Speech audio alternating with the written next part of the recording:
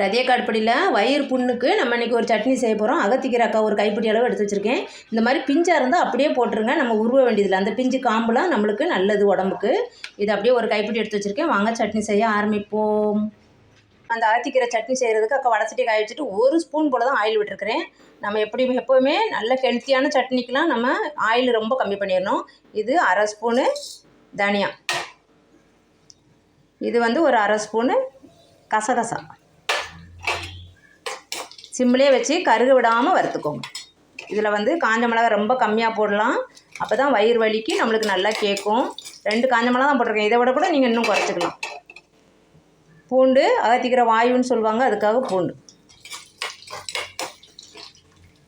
ஏன்னா வடிகட்டி எடுத்தாச்சு. நம்ம இந்த அகத்திக்கீரையை நல்லா பிழிஞ்சிட்டு போடணும், தண்ணி இல்லாமல் பிழிஞ்சிட்டு போட்டு வதக்கணும். ஒரு கைப்பிடி தான் எடுத்திருக்கேன். உங்கள் வீட்டில் இது 2 பேர் சாப்பிட்லாம். உங்கள் வீட்டில் எத்தனை பேருக்கு சாப்பிடணுமோ அதுக்கேற்ற மாதிரி நீங்கள் அகத்திக்கீரை எடுத்துக்கணும். அந்த ஆயிலே போதும்பா, நிறைய ஆயில் விட வேணாம்.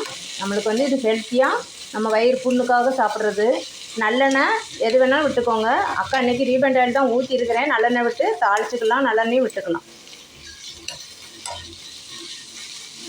கீயில் கூட வதக்கிக்கலாம், அது இன்னும் ரொம்ப நல்லது வயிற்றுக்கு.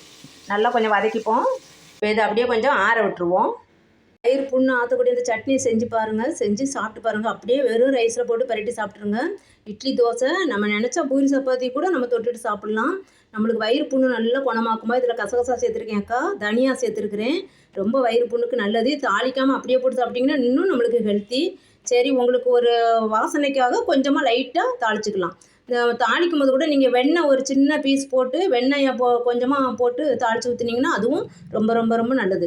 இதுக்கு ஒரே ஒரு டிப்ஸ் அக்கா என்ன கொடுக்குறேன்னா, எங்கள் அம்மா சொல்கிறது அகத்திக்கீரை நம்ம ட்ரிங்க்ஸ் பண்ணுறவங்களுக்கு கொடுக்கவே கூடாது.